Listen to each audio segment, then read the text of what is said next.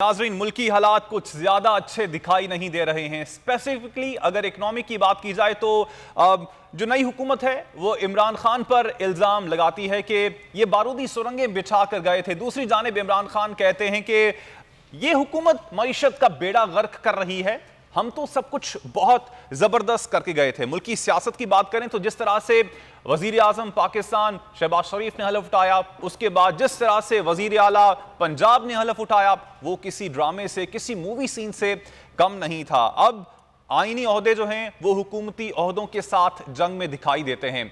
एक जानिब सदर हैं जो कि वजीर आजम के साथ जंग में दिखाई देते हैं, दूसरी जानिब गवर्नर पंजाब हैं, वो वजीर आला पंजाब के साथ जंग में दिखाई देती हैं। फिर इसके साथ साथ पाकिस्तान तहरीक इंसाफ के चेयरमैन इमरान खान 30 लाख लोगों को इस्लामाबाद में इकट्ठा करने की बात भी करते हैं। अब अगर गिरफ्तारियां होती हैं इस सारी सूरत हाल में, तो उसके बाद नुकसान असल में किसका होगा? क्या मईशत का नुकसान नहीं होगा?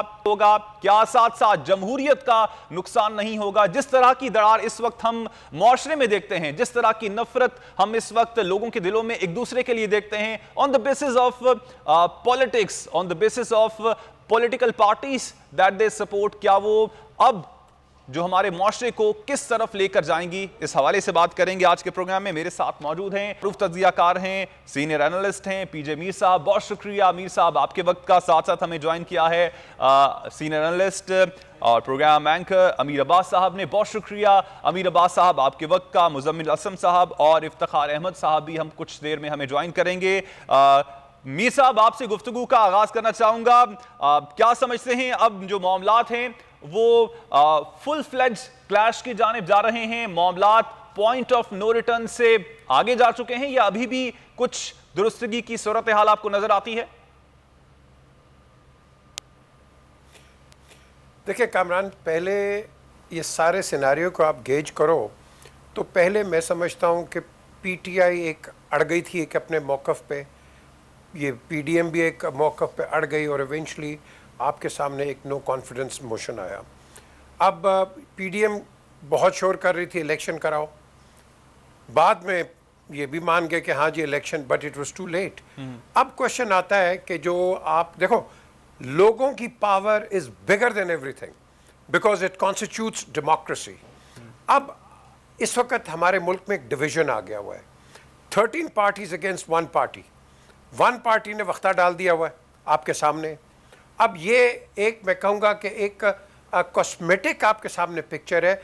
If it converts into a reality, ये हम बहुत बुरे, मैं कहूँगा कि सर्कमस्टांसेस में पहुँच जाएंगे। हमने इसको रिजॉल्व करना है।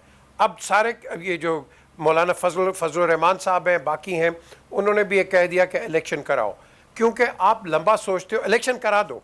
What is the problem? ये अब ये मिफ्ता साहब आए बाहर से, कहते हैं बड़ा मुश्किल है, बड़ी ख़राब हालत है। I agree with him. So why do you want to take all the blame? क्योंकि इस वक्त जो भी डिज़ास्टर कैटास्ट्रोफी आएगी वो एक पार्टी पे आएगी, दैट इज़ PMLN। आपका बेहतर है सबसे पहले, अगर आप समझते हैं कि आपकी सपोर्ट है, इलेक्शन आ जाओ, करवा लो, सब करवा लें इलेक्शन। ये पीटीआई जो शोर कर रही है ये भी करवा लें इलेक्शन।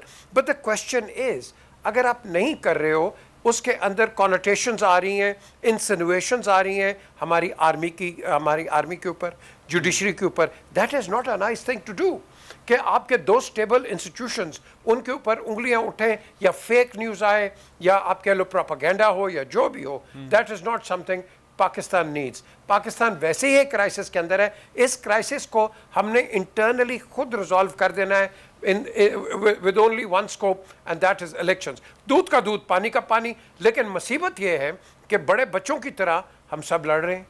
हर कहता है मैं ही पावर में हूँ, और भाई पावर में हो तो उसका इलाज एक ही है। जो गवर्नमेंट में आता है वो जाना नहीं चाहता है, जो बाहर होता है वो आना चाहता है। तो एक ही आपके पास एक इस वक्त सोल्यूशन है कि आप इलेक्शंस कराएं, लेकिन आप सबसे पहले इमीडिएट रिफॉर्म्स पे करवाएं। रिफॉर्म्स करवाएंगे, ये दोनों के लिए बेहतर है। दोनों शोर नहीं करेंगे या 13-14 पार्टी शोर नहीं करेंगी, वरना ये शोर होता लेकिन रहेगा। सर अब सवाल ये इलेक्शन उठता है, कमीशन इलेक्शन अगर हो भी जाते हैं और उसका जो रिजल्ट होता है क्या वो तमाम पार्टीज को कबूल भी होगा, ये एक बहुत बड़ा सवाल है। अमीर अब्बास साहब, आपकी जान निभाना चाहूंगा। इससे पहले पीजे मीर साहब भी इलेक्शन की बात कर रहे थे, लेकिन अब सवाल यहां पर यह उठता है कि अगर इलेक्शन हो भी जाते हैं लेकिन उसका नतीजा वो निकलता है जो कि पाकिस्तान तहरीक इंसाफ एक्सपेक्ट नहीं कर रही है, तो क्या उसके जो नतीजे निकलेंगे इलेक्शन के जो भी आएगा, और अगर वो पाकिस्तान तहरीक इंसाफ को सूट ना करता हुआ वो नतीजा, तो उसके बाद फिर क्या होगा?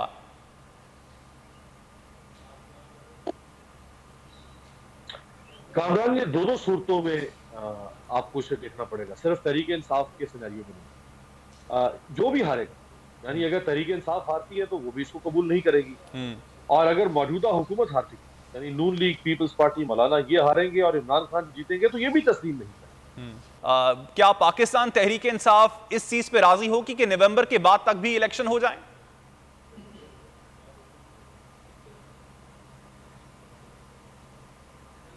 कामरान, देखिए, अगर रिफॉर्म्स की नीयत हो इस हुकूमत की भी और इमरान खान साहब की, अगर संजीदगी से रिफॉर्म्स करना चाहे तो ये मामला 1.5 से 2 माह में हल हो सकता है। मैं समझता हूँ 2 माह भी बहुत ज्यादा टाइम है। अगर ये करना चाहे तो ये 1.5 माह के अंदर भी इस मसले को हल कर सकते हैं। उसकी हमारे सामने कई मिसालें मौजूद हैं। आप देखिए, जब आर्मी चीफ को एक्सटेंशन देने की बारी आई, जनरल कमर जावेद बाजवा को, उसके ऊपर जो कानूनी तरमीम की गई थी और जो बिल पास करवाया गया था, वो कितने घंटों में पास हुआ था। इसी तरह और बहुत सारे ऐसे कवानीन हैं जो इनके मुफादात के मुताबिक होते हैं, तो उनकी मिसाल हमारे सामने मौजूद है कि वो दिनों में और घंटों में पास करवाए गए। तो अगर ये करना चाहे तो ये काम 1.5 से 1.5 महीने में निपटाया जा सकता है। उसके लिए आपको एक पार्लिमानी कमेटी बनाना पड़ती है, जो कमेटी इसके ऊपर इस्लाहात करेगी, और इसके ऊपर बहुत सारा काम तहरीक इंसाफ के दौर में हुआ है। उसी में मुमकिन है कि उसी काम को आगे बढ़ाया जा सके, और उसमें अगर कोई कमी बेशी है या जो आज हुकूमत उस वक्त ऑपोजिशन में थी और उसको एतराज था इमरान खान साहब के इलेक्शन रिफॉर्म्स के ऊपर, तो ये वो जो कोई खला बाकी है या कोई कमी है तो उसको दूर किया जा सकता है। तो अगर इरादा हो तो ये मेरा नहीं ख्याल कि इसके लिए आपको 8-10 महीने चाहिए। सब्सक्राइब करें और बेल दबाएं ताकि कोई खबर रह न जाए।